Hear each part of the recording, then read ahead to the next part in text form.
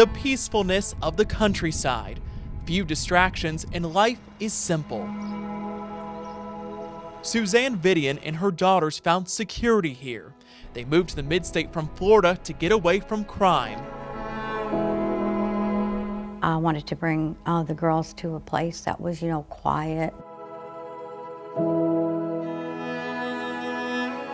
Her youngest daughter, China, grew up to be a personable and bubbly teenager.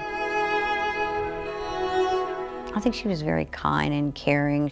October 19th, 1999 started off as a normal day. China met her mom at a hair salon in Murfreesboro. She was going to go to a friend's house and be home by her 8:30 curfew.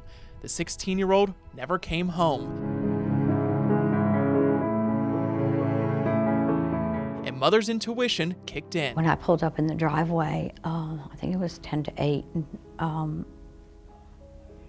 that I just know that's when she was murdered, because that's when I felt it.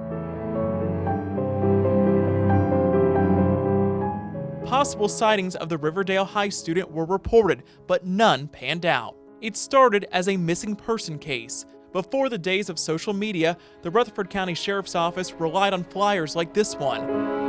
It's one of those where we thought, we'll get this solved. And then when you look back and you go 21 years and we still don't have those answers. It's very difficult. Captain Britt Reed was one of the original detectives on the case. What is the biggest roadblock in this case? Probably just not knowing where she is. Several months after her disappearance, investigators found China's Mazda protege. It was at a South Nashville apartment complex. So what was the connection there? We don't know. Reed says China was declared deceased in 2007. Today, China's car still sits in the sheriff's office impoundment lot. Her case continues to get a fresh set of eyes from investigators. They also re-interview those who knew China every so often. It just kind of makes you wonder if maybe she'd be alive if I hadn't moved, so that brings back a lot of guilt.